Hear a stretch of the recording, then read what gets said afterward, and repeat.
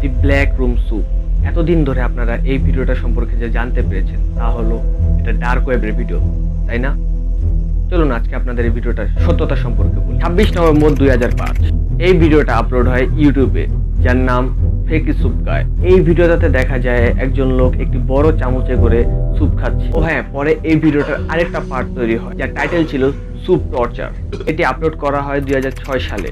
এই ভিডিওটাতেও সেম দুইটি cartoon character দেখা যায়। কিছুক্ষণ পর দেখা যায় দুটি কার্টুন ক্যারেক্টারের মধ্যে একটি কার্টুন ক্যারেক্টার দৌড়ে আসে এবং একটি জোরে চিৎকারের সাথে এই ভিডিওটা ওইখানেই পজ হয়ে যায়।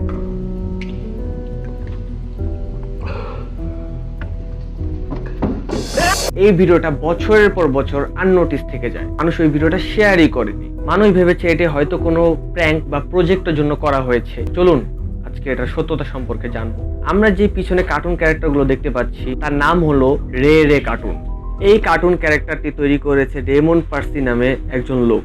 এই রেমন্ড পার্সি ডিজনির কয়েকটা কার্টুন ক্যারেক্টারকে নিজের ভয়েস দিয়েছে। যখন রেমন্ড পার্সির সাথে এই বিষয়ে আলাপ করা হলো তখন সে বলে একদিন সে সানসেট ক্লাবে পারফর্ম করছিল, তখন কেউ তার গাড়ির কাঁচ ভেঙে দেয়। গাড়িতে কয়েকটা রে রে কস্টিউম ছিল, তার মধ্যে চোর দুটি রে রে কস্টিউম নিয়ে যায়। পরের দিন সে যখন তার কম্পিউটার অন করে তখন সে দেখতে পারে তাকে একটি ইমেল পাঠানো হয়েছে। উনি বলে ওই ইমেলটাতে একটি ভিডিও পাঠানো হয়। ওই ভিডিওতে তারই কস্টিউম পরা দুজন লোক একজনকে স্যুপ খাওয়াচ্ছে। রেমন্ড পার্সি ওই ভিডিওটাকে তার ইউটিউব চ্যানেল এবং ভিমি অ্যাকাউন্টে পোস্ট করে যাতে এই ভিডিওটা তার টিম মেম্বাররাও দেখতে পারে। এরপর আরেকটা ইমেল রেমন্ড পার্সি রিসিভ করে। এখানে একটি ইউটিউব চ্যানেলের লিংক দেওয়া ছিল যেটা ছিল ওই ভিডিওটারই সেকেন্ড পার্ট। দেখুন কেসটা দেখতে কিন্তু পুরো স্ট্রিট ফরওয়ার্ড মনে হচ্ছে।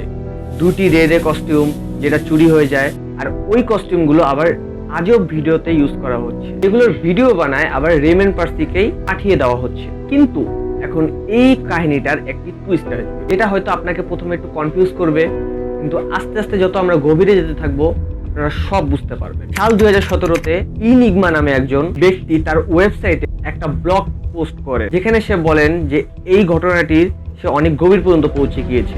এখন একটু মন দিয়ে শুনে। ইনিগমা রে রে টিভির সাথে কথা হয়, যার মালিক ছিল রেমন্ড পার্সি, কিন্তু ইনিগমা ওই সময় সেটা জানতো না। যার সাথে তার কথা হচ্ছে সে আসলে রেমন্ড পার্সি না, বরং সে একজন হ্যাকার। তিনি এই বিষয়টা তখন বুঝতে পারে যখন সে রেমন্ড পার্সির অ্যাকচুয়াল স্টাফের সাথে কথা বলে।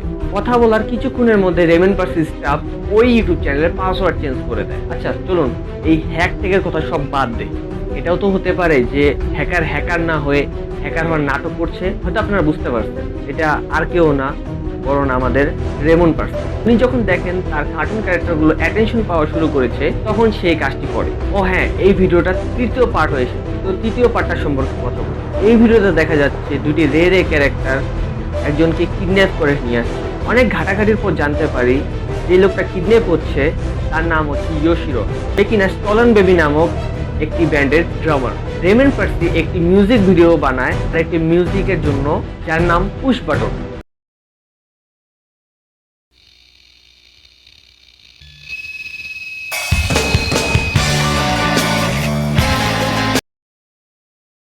এই ভিডিওটা জুলাই 2006-এ আপলোড হয় ইউটিউবে। আর এই ভিডিওটা ঠিক 8 মাস পরেই ব্ল্যাক রুম স্যুপ ভিডিওটা আপলোড করা। এই গানে আমরা ওই রে রে ক্যারেক্টার গুলোকে দেখতে পাই যেটা কিনা ইয়োশিরোকে কিডন্যাপ করছিল, ওই রে রে ক্যারেক্টার গুলো।